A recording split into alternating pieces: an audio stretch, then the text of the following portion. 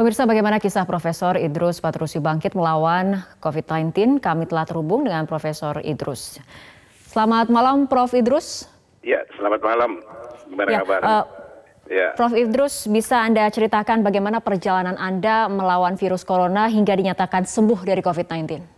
Ya, mungkin dari awal dulu ya. Ini muncul dari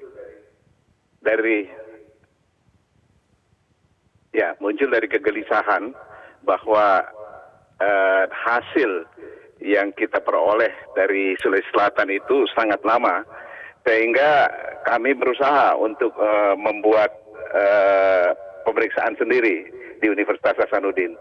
Ironisnya, orang yang pertama divonis sebagai yang positif virus adalah saya, ya. Jadi pada waktu itu saya mengisolasikan diri dan kemudian ada satu hal barangkali yang saya perlu sampaikan, bahwa saya sebetulnya kasus yang tanpa gejala atau gejala ringan. Nah, artinya pada saat Anda dinyatakan positif terinfeksi ini tanpa ada gejala sedikit pun, Pak? Jadi kalau saya tidak memeriksakan diri, itu saya nggak tahu bahwa saya sakit. Nah, cuman karena saya periksakan diri dan kemudian hasilnya positif, ya saya langsung isolasi. Nah, begitu. Nah, ini yang berbahaya kalau misalnya saya kira cukup banyak kasus yang seperti ini, yang akhirnya bisa sebagai carrier untuk membawa virus dan bisa menjangkiti yang lainnya. Total berapa hari Prof. Idrus diisolasi? 14 hari? Enggak. Saya 9 hari. Karena hari ke-7 swab saya itu sudah negatif. Kemudian hari ke-9 negatif yang kedua. Hari ke-10 saya udah balik ke rumah. Oke, Prof. Idrus, tapi apa sebetulnya kunci dari perjalanan Anda kemudian sampai sembuh dalam melawan virus corona ini? Iya, jadi saya melihat begini, faktor yang cukup penting barangkali sehingga ini terjadi adalah daya tahan tubuh kita. Ya, jadi walaupun sudah ada SOP dari dokter paru bahwa ada antibiotik, ada Tamiflu dan lain-lain sebagainya, tapi yang paling penting juga adalah suplemen untuk meningkatkan daya tahan tubuh kita. Karena kita tahu bahwa sebetulnya virus itu kan tidak bertahan lama. Jadi kita harus saling bertahan lah. Kalau sampai dia sudah mati, sudah nggak berfungsi lagi, ya berarti kita bisa selamat dari keganasan virus tersebut. Nah, ini yang harus dilawan dengan meningkatkan daya tahan tubuh kita. Nah, itu yang selama ini saya lakukan di dalam.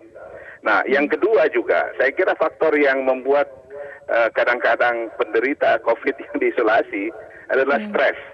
Ya, karena kita tahu akhir daripada ini kan bisa menyebabkan gagal napas dan ya innalillahi ya untuk orang, dan itu banyak kejadian seperti itu.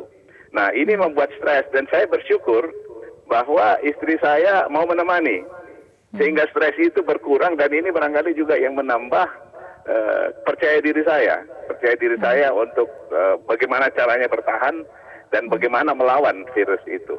Dan artinya selain daya tahan tubuh, kesehatan mental juga perlu kemudian terus dijaga dan disupport seperti itu ya, Prof?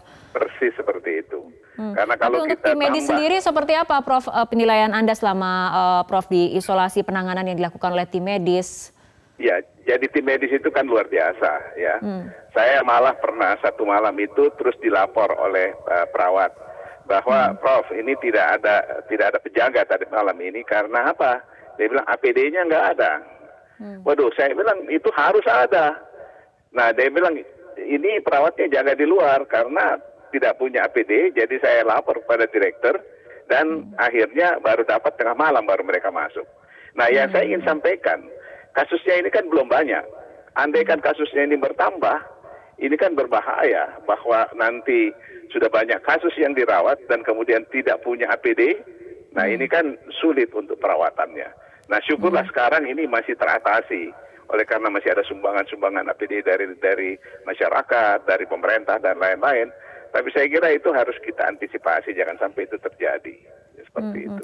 Ya, Prof. Idrus sendiri bagaimana Anda menilai dampak keterbukaan dari pasien yang sudah sembuh seperti Anda untuk kemudian membagikan pengalaman, untuk kemudian memberikan kisah yang inspiratif terhadap para pasien lain yang mungkin saat ini masih berjuang untuk melawan COVID-19? Ya, jadi saya kira yang saya katakan tadi, ini kan self-limiting disease ya. Jadi ya seperti flu-flu biasa, kalau daya tahan tubuh kita kuat, itu akan hilang dengan sendirinya.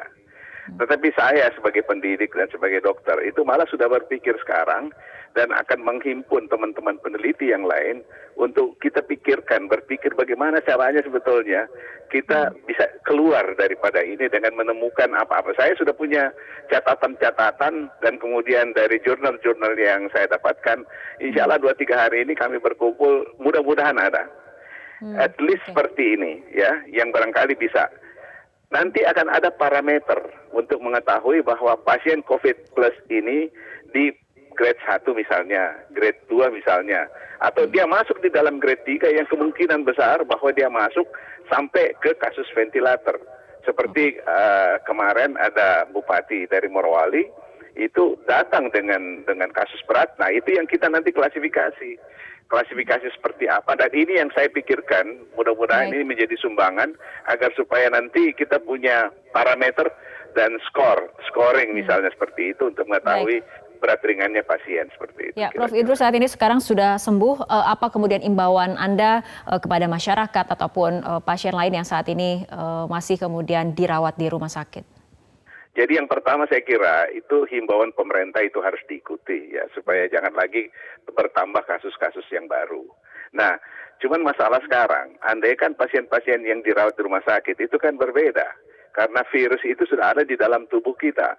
Nah ini kita nggak tahu multiplikasi daripada virus itu nambah atau tidak, ini yang belum masih jadi tanda tanya besar untuk kita. Tetapi kalau untuk himbauan pemerintah agar supaya tidak banyak kasus yang kasus baru yang masuk, tolonglah barangkali itu dijaga, physical distancing, cuci tangan dan lain sebagainya, itu tidak mudah dan saya kira tidak gampang himbauan itu, dan itu harus diikuti. Jadi itu saya kira kalau kita ingin menolong harus kerjasama masyarakat, pemerintah, orang medis untuk bagaimana agar supaya rantai penularan ini kita putuskan. Saya kira seperti itu, Mbak. Baik, Prof. Idrus, kita harapkan terus sehat dan tetap jaga kesehatan. Dan tadi imbauan dari Prof. Idrus kita harapkan juga banyak didengarkan oleh masyarakat untuk tetap menjaga jarak, physical distancing, cuci tangan, dan yang terpenting adalah aman berada di rumah. Baik, terima kasih Profesor Idrus Faturusi telah berbincang bersama kami malam hari ini dalam Prime Time News.